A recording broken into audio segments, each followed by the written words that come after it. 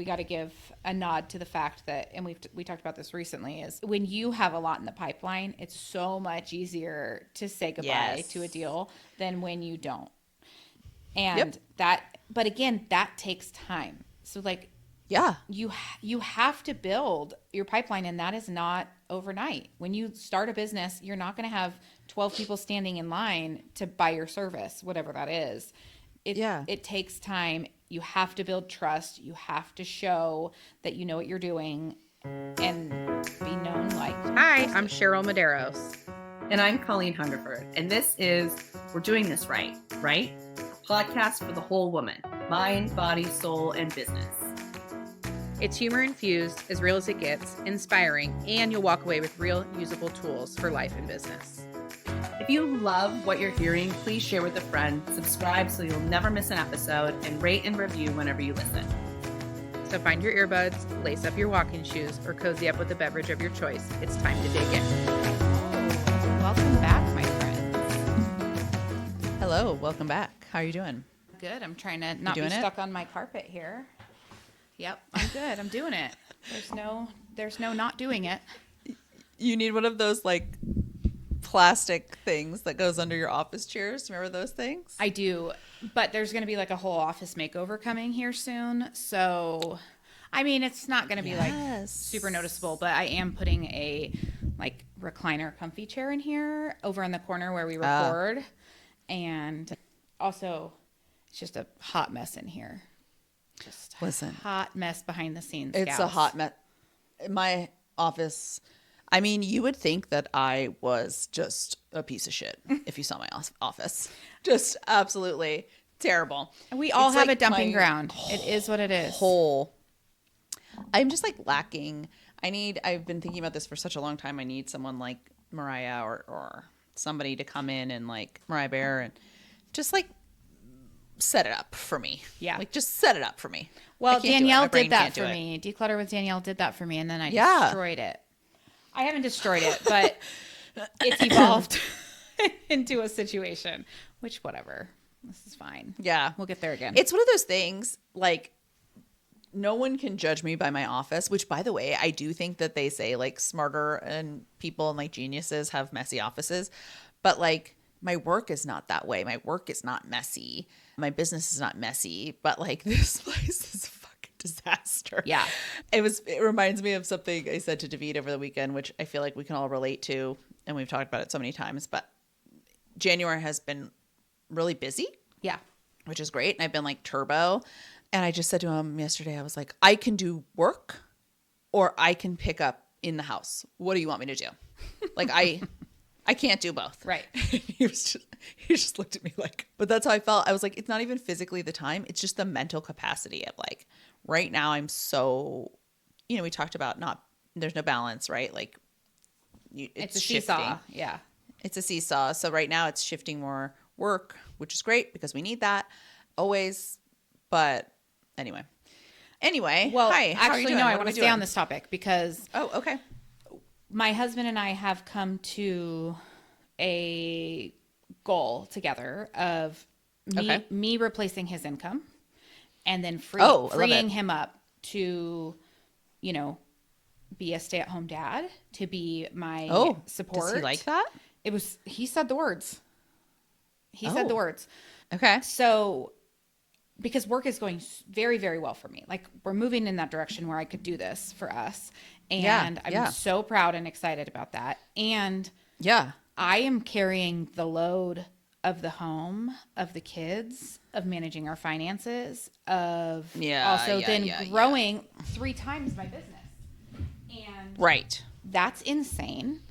So that's insane. We're talking about this, like when we were on our trip, we were talking about it. And then when we got home and like I was overwhelmed by the unpacking and all the shit that had to happen, and then like looking at the calendar for the month and figuring out where the kids are going when I'm having to work later in the day and blah blah blah, and I'm like, I need to say something out loud, husband. The goal is I'm gonna 3 times my business while continuing to do everything here. How is that how does that make sense? And like, You need what a can who. you You need a give? who. Well, and I do. I have a good team right now. Not how. Sarah, But- my but gal, he's who's she's the who. He's the who. Like, he's gonna have to once in a while take the day off to do the stuff with the kids, or stop working earlier in the afternoon to do the things, because otherwise we're in that same spiral of like, okay, women, we can have it all, and then we're gonna fucking work ourselves to the ground because it's too much.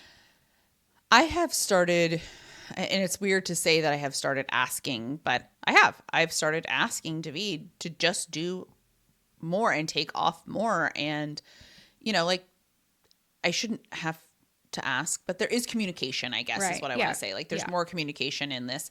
And I'm no longer, I think it's also how we're approaching it too.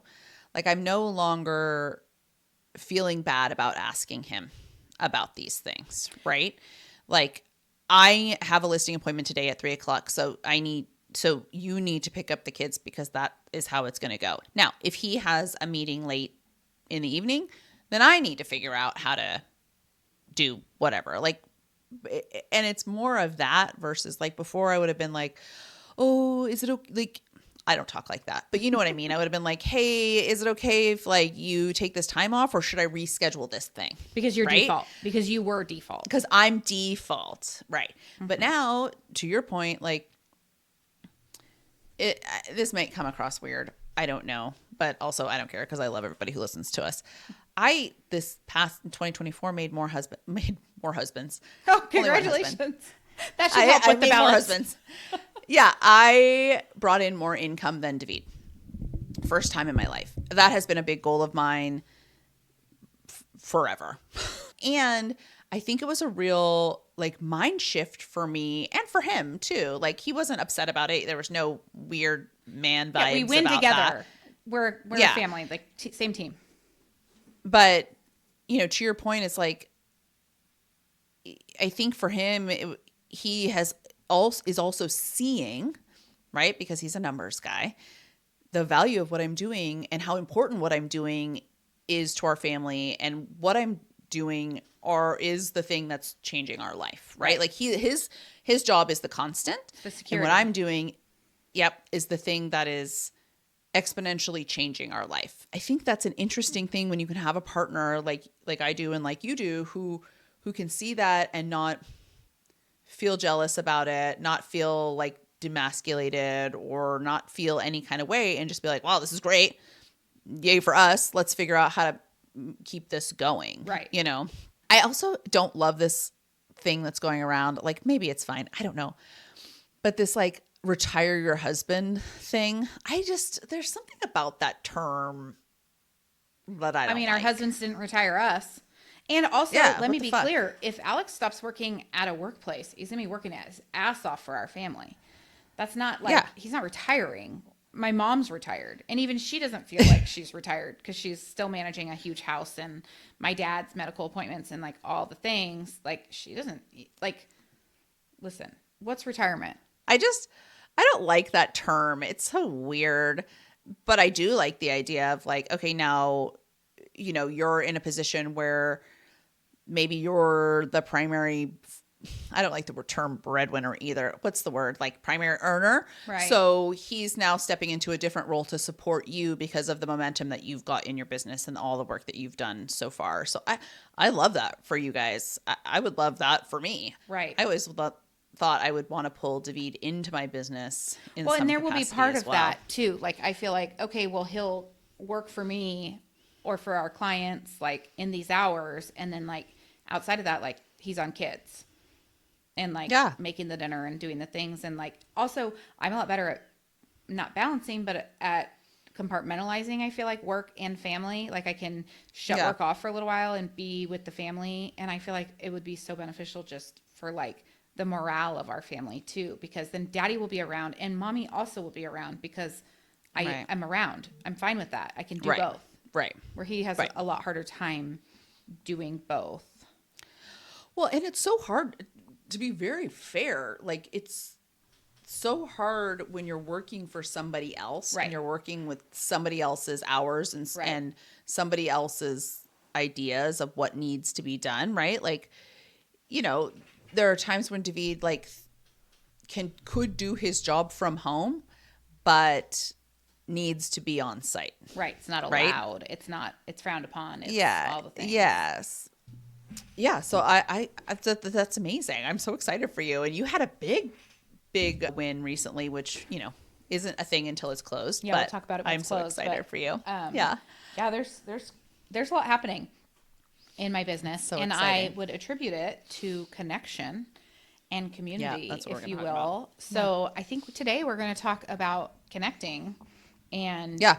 the benefits to our business, but also just the benefits to like humanity and community, because it's not all about the bottom line. Right. And that is, I don't ever want someone I'm connecting with to feel like I think of them as a client or as like the next sale, because there's so Right. much more than that to me.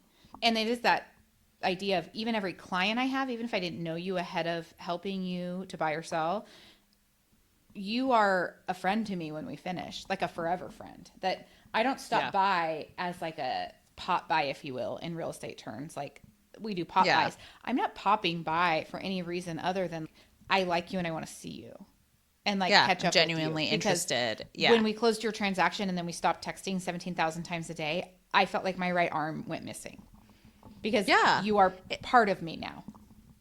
Yeah, 100%. I mean, this, I texted you the other day. So backstory to this is the fires that are happening in Southern California right now are obviously, I mean, there are no words. Devastating is tragic, Horrendous.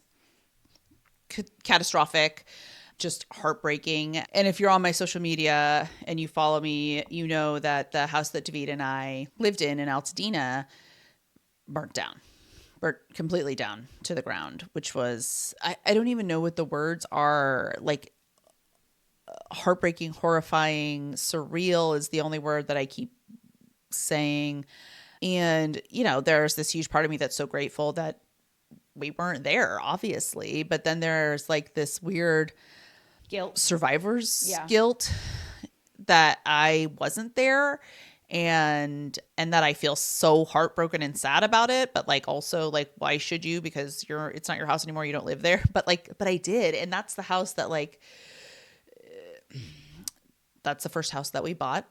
That's where we brought our babies home to. That's where we raised our kids. That's a house that we sold that changed our life. Like it was where we hosted all the family events. It was where, you know, everybody came to gather.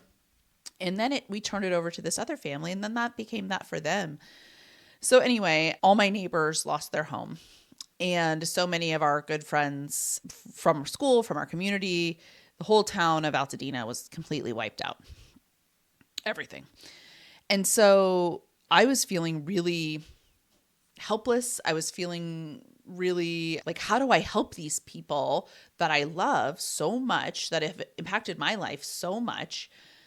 How do I help from, you know, from 2,000 miles away? And how do I know what they need? And how do I communicate with them? And you know, it was so much about them, but also it was part about me. Like I needed to do something, right? Well, if we go back to the episode we just had with Susie about helping people, like helping someone else makes you feel good. It's my mom keeps going back to Michigan to be with a dear loved one of ours who is terminally ill, and he keeps saying like, stop dropping your life to come here. And she's like, this is for me. I'm here helping you Yeah. because it makes me feel like I can do something. It's tangible. Yeah. Yeah. And Yeah. that's, I'm sure, where you were. It's like, I have to do something. Yeah, I had to figure out. And what was really hurting me, not that it's about me, was that I didn't know what they needed and they didn't know what they needed. Right. Right? Like, I was like, what can we do? But it was so new, and it was literally the day or day after their house burnt down. They didn't know what they Well, and needed. the fire's not You know, even contained yet. Nope. It's still happening.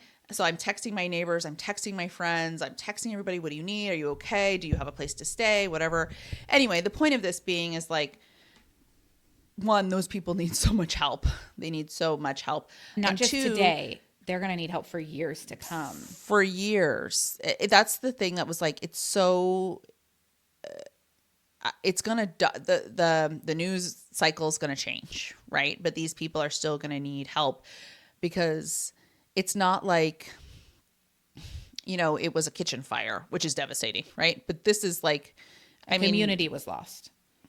a whole town. I mean, 50,000 people lived in Altadena, and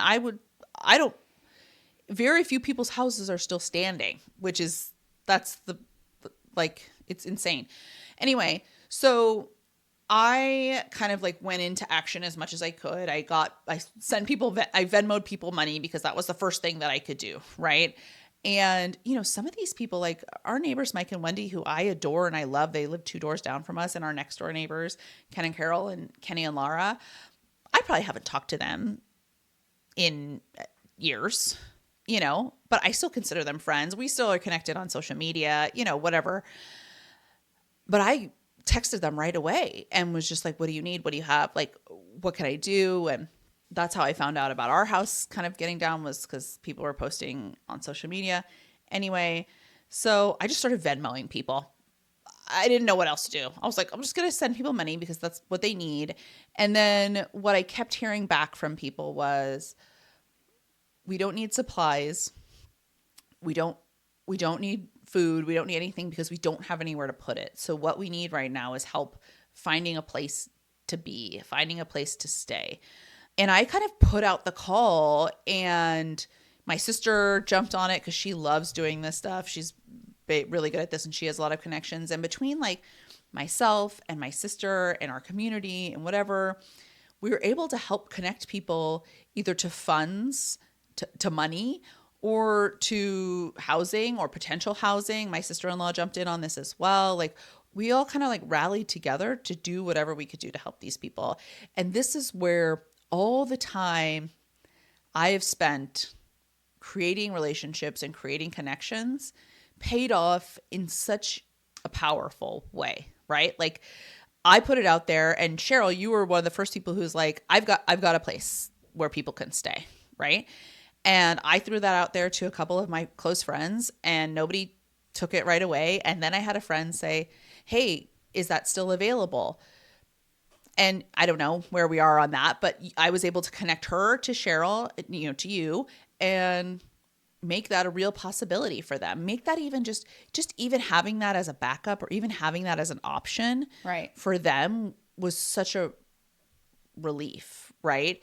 And the amount of messages that I got, you know, in my DMs or texting or phone calls or whatever from people outside of California that are like, what can I do? What can we do? Or thank you for posting. I posted like 3 of our close friends and neighbors GoFundMes, and people literally called me. I had people calling me and DMing me like, thank you so much for doing that, because it gave us a way to help that felt so tangible. And then I texted you, Cheryl, and I was like, you know, one of my words for 2025 was connector. It wasn't connection. It was connector. Because I really want to be somebody who can connect people and resources and things and stuff like that. And holy shit, did that come into play right off the bat in the beginning of the year. And, you know, selfishly, to be able to do that made me so happy for all the time and all the work and all the energy that I put in to creating relationships with people and maintaining relationships with people. I think that's part of it too. Like, that's the key. When we talk about connection, we talk about collaborating, we talk about networking, we talk about whatever. It's not you meet one person one time and then that's it, right? And you follow each other on social media and like a post here and there. It's more maintenance than that. It's more maintenance than or creating such a deep relationship with somebody in that season of life, if you will, that 2 years later I can call them and say, hey, are you okay? And they're not like, why is this bitch calling me? Right. You know, like, I mean, our next door neighbors, Laura and Kenny, you know, she was like, thank you so much for checking in on us. We love you so much. Like, thank you so much for your help, you know. And I haven't talked to Laura in 2 years. I mean, again, like social media here and there, whatever. But she's like, I love you. Thank you so much. This, like, we're safe. We have what we need. But here's our GoFundMe because, you know, Ken's got dementia now. He's well into his almost 90s. And they lived in that house for 50 years. And it's gone, you know. I don't know. I just logistic question about. I'm not familiar with Altadena. I've not been there. Yeah. Was that a high fire risk area? Some parts yes, and some parts no. So it sits in the foothills. Like if you know where the Rose Bowl is, the Rose Bowl's in Pasadena, but it's literally right by Altadena. So Altadena sits right above Pasadena. Historically, 2 populations lived in Altadena. This is how it was formed. One, railroad barons came across to the west and settled in Altadena. So there are some really beautiful old mansions in the foothills of Altadena, of East Altadena. And then West Altadena was a redlined neighborhood. So West Altadena was where Black families could go to buy homes because they were not allowed to buy in Pasadena in the 40s, 50s, 60s, right? So West Altadena, where we lived, was a predominantly Black neighborhood. And these were families that owned their own, you know, spent $12,000 to buy their home in, you know, 1960, right? And then lived in it for 45, 50 years, right? And it was a really beautiful, vibrant, like, you know, lots of changes. There was a lot of gentrification that was happening in that, which was like kind of controversial, but it sits right in the foothills of the San Gabriel Mountains. So the Eaton fire, which is what this was, there were homes in the hills, high fire risk, right? Like we had fire insurance when we lived there. And that's a whole other thing with the fire insurance that got taken away. We had fire and earthquake when we were there. We didn't need it. It was an option for where our street was, right? Because I would say we were probably, we were walking distance to the mountains, right? But probably a mile. Anyway, so some were high fire risk and some were not, right? The way how far it burned down into the community, some of those people that evacuated had no expectation that their house would burn down. When we saw where I live, Santa Margarita, obviously I'm in high fire risk because we've moved out of town, but in town, I used to live on J Street. K Street backed up to open land. So I was one block away. But I remember when there were fires thinking, well, a fire would have to get past 3 rows of houses before it would hit mine. So how unlikely that is. But what people aren't understanding, especially if you've never lived in California, the strength of the Santa Ana winds, which is what really drove these fires. I mean, that day that they broke out, a friend of mine said she was supposed to drive to LA, but they were expecting over 75 mile per hour gusts in LA. And so she wasn't going to drive to LA because it just was too dangerous to even be on the road because of these gusts of wind that would like literally blow a semi into your car. I mean, that's just wild. 75 to 100 mile per hour winds in that a carried fire. In a fire, not hurricane force winds with no rain. Yeah, right? And no rain at all this year.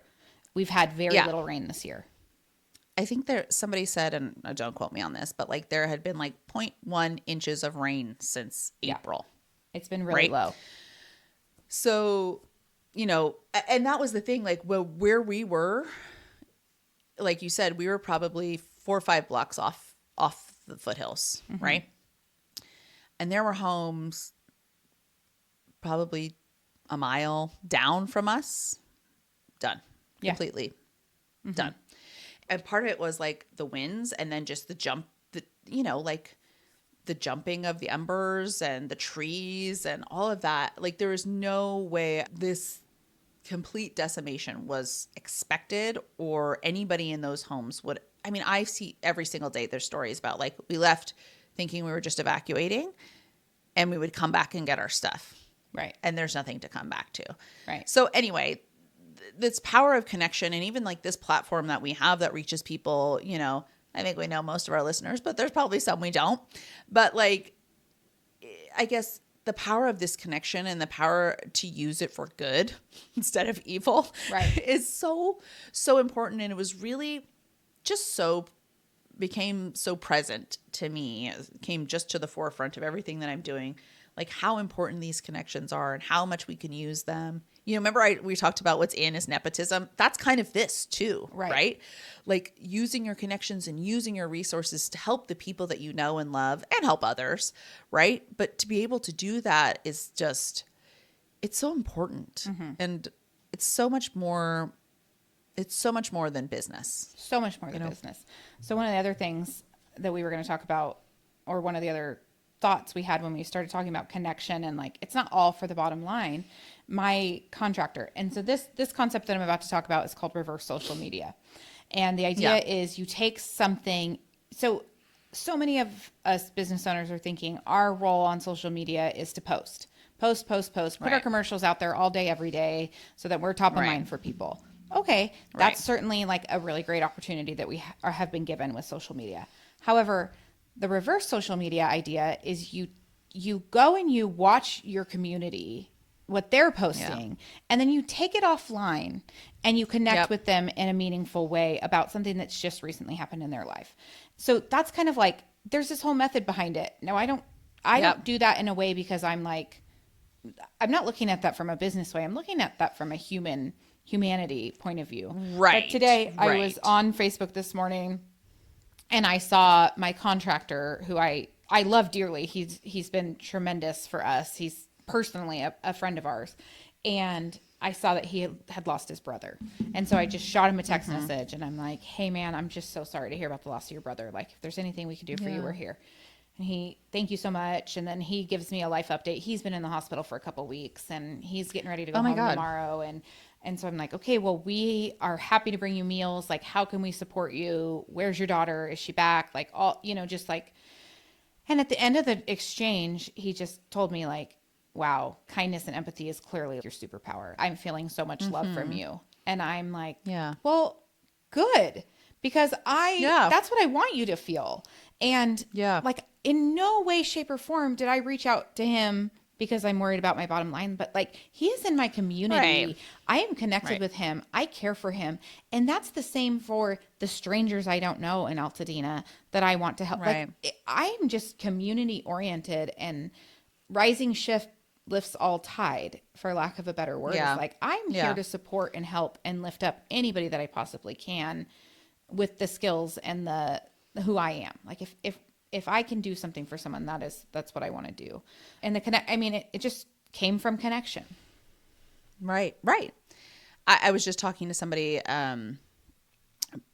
before we jumped on, and she has a podcast, and she was like, I'm having a really hard time getting people to listen to my podcast. And I was like, yeah, man, it's really hard. I think my best friend has listened once. Same. But so, like, I was saying to her, she's like, I ask people all the time if they can listen and rate and review. And I ask them, my producers are telling me, like, ask them. And I'm like, you know what? I get that. And you should ask. I said, but for me, because I never want anybody to feel like bad about what they're doing or whatever. I said, the connection has to come first. The connection with these people the relationships that you have with people has to come first. It has to come, and you have to be giving and connecting and offering value in so many different ways that they want to listen, right? Like, we got a message today from one of our CMC members, and from Valerie out of Seattle. She's in Seattle, Shout out right? Valerie, Dana in Seattle. And, I don't know that she listens. I didn't know she listened. And I was like, oh my God, amazing. Like, thank you so much for listening. But it's because we've created a relationship with Valerie, and we've given to the community that we are all part of, and we give and we offer and we make real connection with people, right? And I think that's sounds really easy, but there's so much to that. And I think you have to be, a person like you are, or like I am, like You have to be somebody who it's so genuine to who we are to want to make these connections and want to do for others and want to help others. And then in return, you know, there's that law of reciprocation where then people want to do and help us and listen and feel excited about, you know, listening to us bullshit about a bunch of shit about once a week, you know? And I was trying to kind of explain that to her. And it's an interesting concept that, you know, is a little bit innate. It can be taught, I think, but I think it's a little bit just inherent to who you are and what you do. Right. And the other thing, had a meeting today about somebody who I will say courting to join my team, courting him in a non-weird way. I think he's great. But, you know, when we talk about like providing value and the benefit to being on a team, so much of what I think I offer and we offer is like just that genuine, like, I told him, I was like, if you ever heard that term, like I'm a girl's girl, like I'm a girl's girl, but I'm like a person's girl. You know what I mean? Yeah. Like I genuinely want him to succeed. I said to him, you know, regardless of whether you decide to come over and join forces, I really want to see you win. So whatever I can do to help you. And he's like, you know what? He's like, Colleen, I know I can see that. And I've seen that from you from day one. And I was just like, I really hope you want to come. But if you don't, please know that I'm still here to help you. And I will always cheer you on. And I'll always come to your open house when I can. And I will always do, you know, whatever it is, right? I don't know. I think those are the ways that we can make an impact to other people. Those are the ways we make impacts in our business, right? Like you, in your amazing thing that's happening right now that we will talk about when it's closed, is because of your relationships and your connections to other people and other agents in your community, right? Mm-hmm. Yep. Yeah.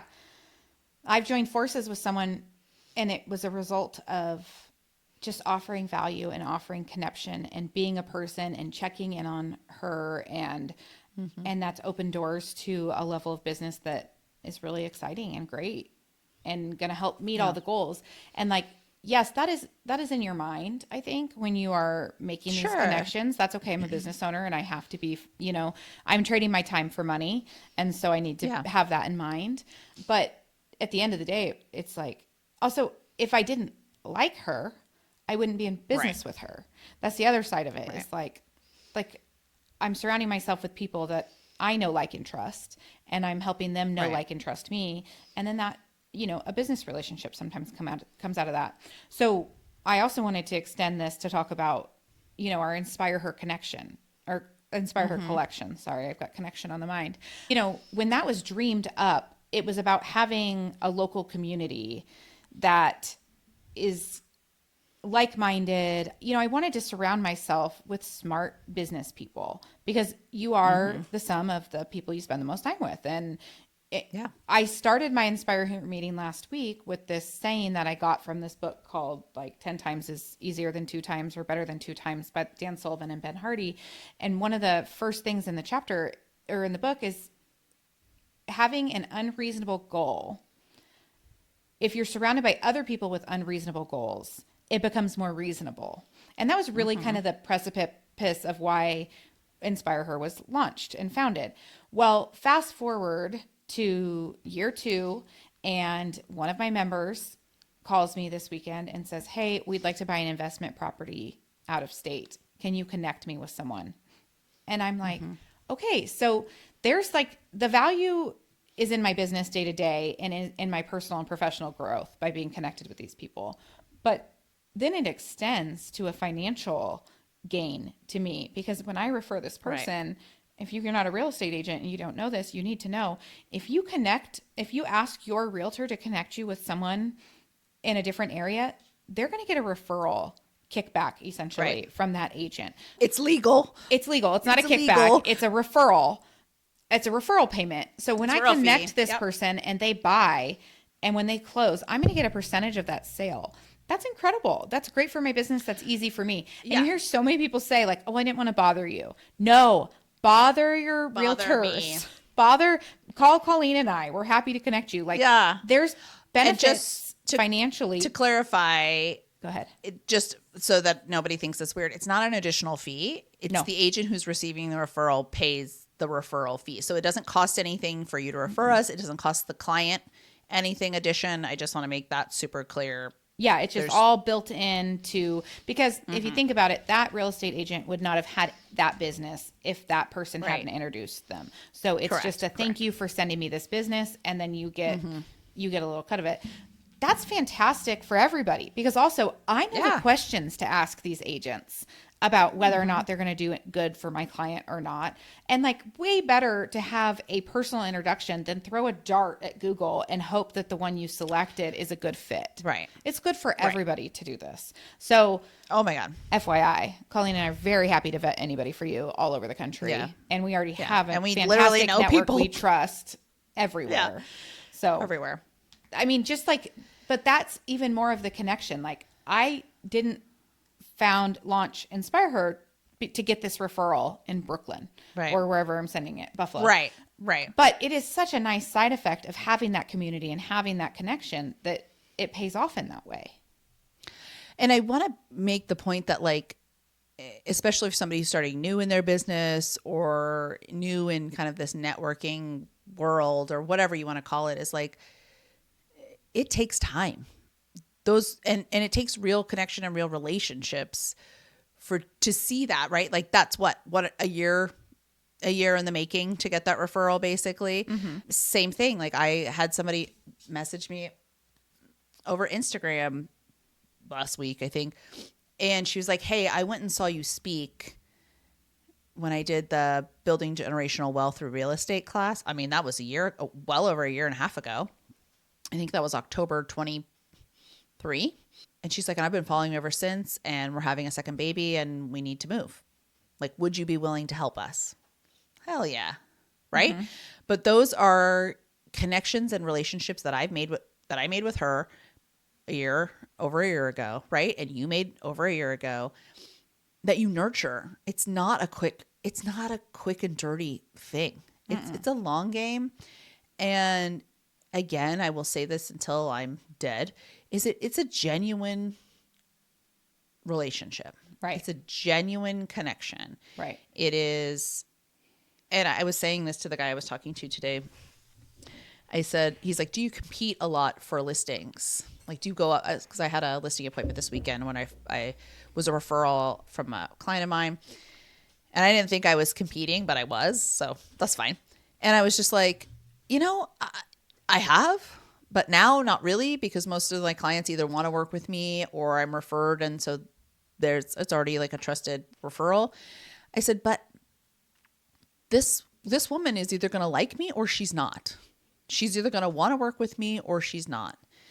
And I really have a firm belief that if somebody doesn't want to work with me, then I don't want to work with them. Right. Right. You go in, you make a connection to the person or you don't. And now it has taken me a bit to get to that space. It's also taken me clients that weren't the right fit to get to that space. And it's something I continue to work on, but I feel really at peace with that ethos. I don't know, but that idea of like, they either want to work with me or they don't. And I say this to Nicole, my agent too, like, we don't want to work with people who don't want to work with us. It's not going to be they fun. don't want to work with us. Not going to be fun. Great. It's We're like, not going to square chase peg, it. round hole. If it's not a natural fit, then I'm out. I don't really want to do it. Yeah. And she told me, she was like, we're interviewing this other agent. I knew who the agent was. I was like, he's a great agent. Different, right? Right. Older agent, male agent, different. Entirely different experience will be had. Yeah. So it's up to her what she wants. Right. And, do I want her to choose me? Yes. That'd be cool. It'd be so great. It's a great property. But if not, then I hope she sells the shit out of it. You know, like. Right. Still wish her the best. That's it. But we do, I mean, we got to give a nod to the fact that, and we talked about this recently, is when you have a lot in the pipeline, it's so much easier to say goodbye to a deal than when you don't. And but again, that takes time. So like, Yeah. You have to build your pipeline, and that is not overnight. When you start a business, you're not going to have 12 people standing in line to buy your service, whatever that is. It takes time. You have to build trust. You have to show that you know what you're doing and be known, liked, and trusted. I had a coach when I was on my other team. She came in and talked to us, and the day that she came to our team meeting, I came in, I was really upset because I had quote unquote lost a listing. And she had this really great perspective that I've taken with me is you can't lose something that you don't have. Mm-hmm. Right? You can never lose a listing because you don't have it. Was it yours to lose? Right. Don't get so upset. Like, basically she was like, yeah, I get that you're upset and I get that you wanted that, but you didn't lose it. You just never had it. You didn't have it. Right. Yeah. So that was a really interesting perspective to think about. Like when, we think about when you feel scarce, when things feel scarce. Mm-hmm. And in real estate, we know, like I always say, it's not real until it's real. It's not done until it's done. Right. Like It's not closed until it's closed. Cause gotta have ink on those last signature lines. Oh my God. Before it's over. You should never know. You just never know whatever with anything. Right. So sometimes that's scary. Right. And sometimes that feels like, but when you have, again, it comes from perspective. It comes from mindset. It comes from an abundance experience viewpoint. It comes from experience. It comes from quote unquote failing and doing it wrong or feeling like you're doing it wrong to really get to a place where you can just feel, I don't want to say at peace. You just feel nothing. You know what I mean? Like, I don't feel nothing. My soul is not black, but like, but it's like, did I get the listing? I don't know. She'll tell me when she's ready. Did I don't know. Right. Mm-hmm. I want to give a couple life updates because Okay. I feel like I've had a lot going on and I've had people reaching out. So I'm going to give some life updates in one spot. Mater just got back from puppy boot camp, you guys. I told Colleen this morning. Oh my God, I'm so jealous. He's like the best dog in the world all of a sudden. Took him to school drop off this morning, didn't pull on the leash, sat next to my feet when I stopped, like laid on his bed all night during dinner last night. Just How long was he there? 2 weeks. And like, this isn't like a one and done. Like, we have to continue to work with him and use the method that the trainer used. But like, whoa, is this a different dog? So very, very good money spent. Like, very happy with that investment in him. And so happy. I posted on my Instagram today, so maybe you guys saw it, but it wasn't a wildly expensive program, to be totally upfront. Like, when I told people we were doing this, they were like, oh my God, that's so expensive. And then I would say how much it was, and it really wasn't that much. So we did get an affordable guy. Number two, we were going on vacation during this period anyways, and to bring him to the hotel with us, it was going to be $50 a night anyways. And so I'm like, I'd rather just send you here and you train while we're gone. The delta between what it would have cost us made a lot of sense. So it was a really good investment for us. So there's Mater life update. And also, I'm so happy to have him home.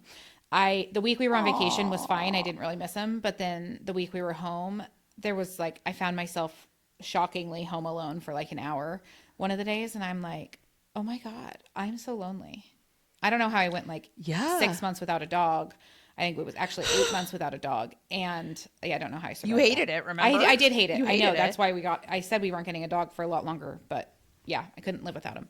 Update number 2.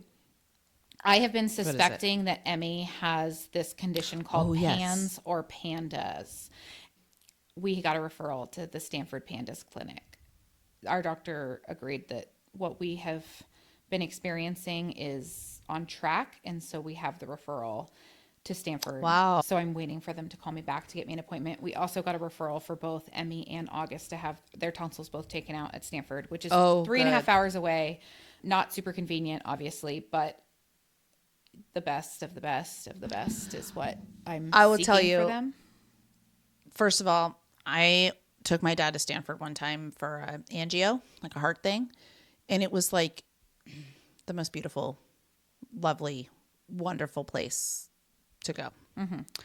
Second of all, as a person who had chronic strep throat and I had to get my tonsils taken out when I was 22, right after I graduated college, the change in my life has been dramatic. So I'm so happy for them that you're doing this now. Yeah, I had mine at Because 26 and it wasn't was fun. miserable. Yeah, oh my God. It was fun. so painful. I mean, I've had 3 children, and I would say the tonsil recovery was more painful for me than the birth recovery. It was awful. Yeah. I was also trying to not take the drugs and just take children's Motrin, which was a bad idea. Just take the stronger medication on that one. But like I would get tonsillitis chronically.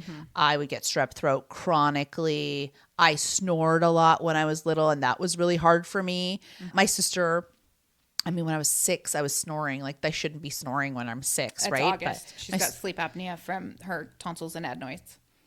yeah. And my sister would come in the middle of the night and talk about trauma and put Vicks on my face while I was sleeping because she thought I You was couldn't breathe. not breathing. Right. Yeah. And I was like, oh my God, imagine waking up and someone's putting Vicks on your fucking face. Like, oh my God. But what I realized now, and then you said sleep apnea, that's what it was. Because she would come in because I would be snoring and then I would stop. Right. And she was like, is she dead? Like, what's Right. happening? Sleep apnea is scary to watch. They legit stop breathing. It's weird. Yeah. I didn't even think of that. It's Yeah. probably what I had. Yeah. But it was, I mean, I haven't, knock on wood, I haven't had strep throat since 2005. Yeah, I had mine out in 2013 and I've not had a case since. And I am up in strep throat's business all the time in my house because my girls have it. Yep. So we're also being Yep. tested all to see if we're carriers because this strep infection is wild for if you have this PANS or PANDAS condition. And really weird connection is they do believe that my kidney disease was triggered by strep infection. Don't fuck with strep, you Interesting. guys. This shit is like a 1,000,000-year-old bacteria that is just really, really hard on our bodies. Yeah. So- Don't fuck around with strep. Don't fuck with it. If you know anybody with PANS or PANDAS, please connect me. Yeah, I'm looking yeah. for every resource right now. I'm overwhelmed by the amount of information that there is and isn't about it. Yeah. And Yeah. I'm like kind of trying to take one step at a time because it's a lot. It's big. But we have had like the thing with PANDAS is it's like really extreme behavior. And it's because their brain is inflamed following a Holy strep shit. infection. Yeah, it's crazy. So they'll tell you like if You know she what? starts having like a flare up, give them Motrin to reduce the inflammation, and you can see my like their God. behavior kind of come back. But it presents as like OCD, separation anxiety, rage, just general anxiety. Just like she's been so hard to parent. And let me tell you that I have beat myself up about how much I don't like parenting and how hard it is. I mean, you guys have heard me talk about this Right. for months Yeah, and months and yeah. months. Okay, well, what we're going through is not typical.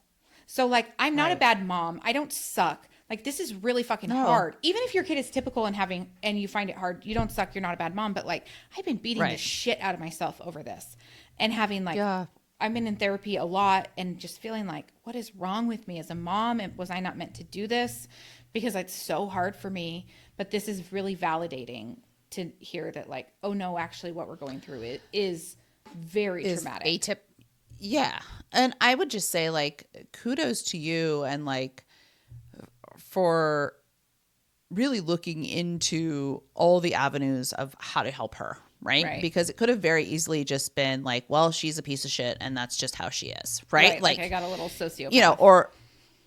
Or like let's just give her X medication because that'll just calm her down, right? Like, and maybe it will, but now you get to the more of the real source of what's happening here and address the source rather than just putting some sort of Band-Aid on the symptoms, right? Like that is so important. And like, we're very lucky to be in a time where there are so many resources and so many ways that you can find information so that you can kind of look into these things, but you have to be smart enough. You have to be loving enough. You have to be a good enough mom to spend the time to do that.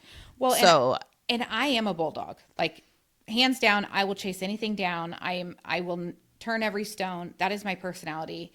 And I have resources to be able to do stuff about it. And what this is really bringing to my attention is like with how hard this has been for us in this scenario that we're in, my heart breaks for the people that don't question authority, because a lot of Right. demographics will look at a doctor as an authority figure. So the first time I brought Correct. this up over a year ago, I was dismissed. Okay, fine. I deserved to be dismissed at that time because I didn't have enough data. But I was then willing to bring it back up and present my case Right. and like Yeah. do this in a way that I know how to do and I will do. But there's so many people that just don't have the same skill set or don't have the same resources or Right. have been conditioned to not question a doctor or a person in authority. And my heart is aching for anybody going through this without the same resources or abilities that I have. There might very well be down the road like a cause I take up that supports people going through something like this. Yeah. Because I had a parent support person call me last week, and I mean, I'm just crying on the phone with her about how hard this is. And I said, I have been through fucking hell with my health, with having to terminate that pregnancy, like with the things that we went through. Alex and I have been through hell. This is 1,000 times harder than any of that. And she said to me, I believe you. And I believe that that's not an exaggeration. And I'm like, thank you. Because so many people would just be like, whatever. But I was just validated and like hugged through the phone. So there's that life update on my little sweet angel. So any news from you? How's Okay, Sparks well, a keep lot? us. Well, Charlie's he's fine. He's annoying. He needs to be trained better. He's fine. TBD, we have to check in on Jack. He had tubes, remember? When he was like 4, he got tubes put in because he had some fairly significant hearing loss because of chronic ear infections. And he got the tubes, maybe been a year since he's had that. We got a test back from the school. We got a letter from the state that he has continued hearing loss. We didn't know. We're gonna have to check that out. That's a weird thing. You feel bad, but to your point, like there's things that we notice with Jack that are a little bit different than the older two. You know, it's like, well, why doesn't he listen? Right. You know, why is he so loud? Why doesn't he listen? He can't fucking hear. I mean, imagine you can't hear. You're gonna be loud when you talk, right? That's August's best friend has hearing loss, and she's so fucking loud. Yeah. Or like, why, why isn't he listening? It's like, well, why do we have to ask him so many times? Well, maybe he can't hear you, Right. you know? It's not So- selective hearing. There's something going on. Yeah. So we're checking in on that. Otherwise, like, we're just continuing to support and try to support and help everybody in Los Angeles. My mom is fine. Everyone, thankfully, that we know is safe. So that's good. That has been really challenging for us since the start of the year. But otherwise, we're good. Good. Otherwise, otherwise we're good. I don't know. This shit's always happening. Yeah. But shit's always happening, right? Yeah. But It's life. you just keep going. Yeah. So Well, anyway, I love you so much. you too. Keep doing it right, you guys. We'll see you next week. Okay. Bye. We'll see you. Bye. That's a wrap. Thank you for joining us on this journey of laughter, life, and growth. And remember, you're not alone on this path to success. We're right here with you every step of the way. Please remember to hit that subscribe button so you never miss an episode. And if you found value in today's conversation, we'd be thrilled if you would leave us a review on your favorite platform. Your feedback means the world to us. And don't forget to share this podcast with your friends, family, and anyone who could use a good laugh and some practical insight into navigating the challenges and triumphs of our minds, body, soul, and business. Remember, we're doing this right.